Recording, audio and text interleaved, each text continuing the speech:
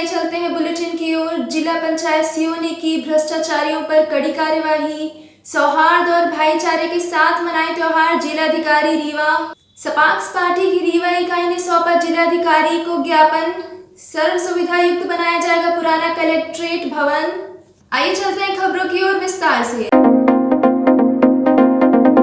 Rewa CO Swapnil Wankhede द्वारा ग्राम पंचायतों के विकास के नाम पर वित्तीय अनियमितताओं के मामले पर दोषी सरपंच सचिवों पर कार्यवाही की गई।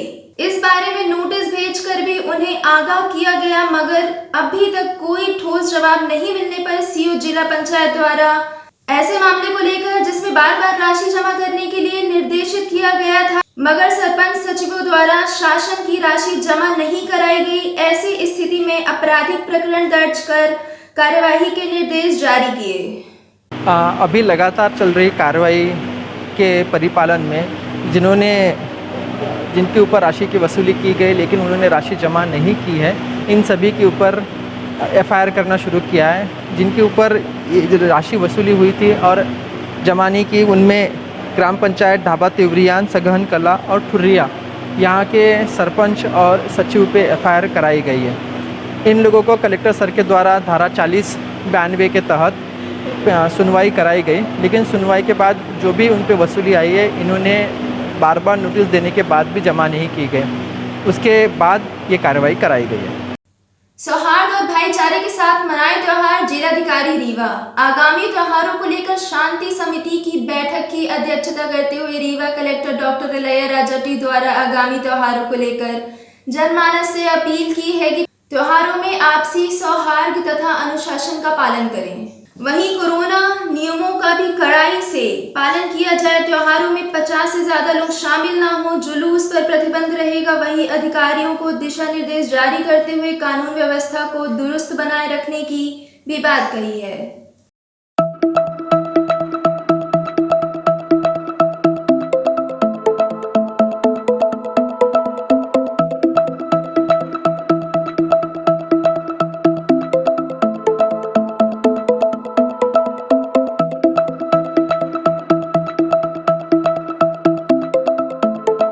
अभी आने वाले ना 1 महीने ना पूरे त्यौहार का ना महीना है। मुहर्रम है, जन्माष्टमी है, गणेश चतुर्थी है, रक्षाबंधन के ना त्यौहार हैं।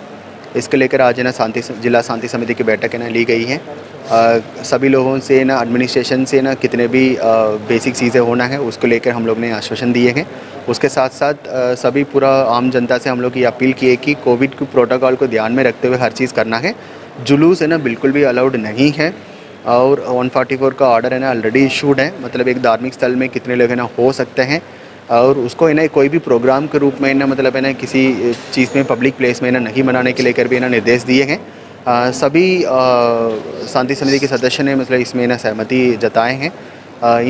इसके माध्यम से मैं सभी लोगों से मैं अपील करता हूँ, आप लोग है ना त्यौहार मनाए हैं, बट उसके साथ साथ कोविड-19 का प्रोटोकॉल है उसको सही तरीके से पालन कराया जाए।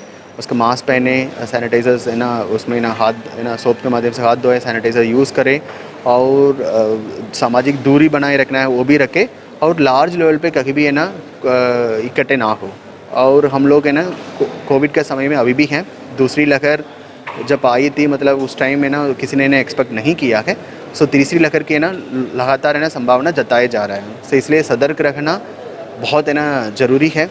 सो पुनः मैं अपील करता हूं कि कोविड-19 को ध्यान में रखते हुए त्यौहार मनाए जाए।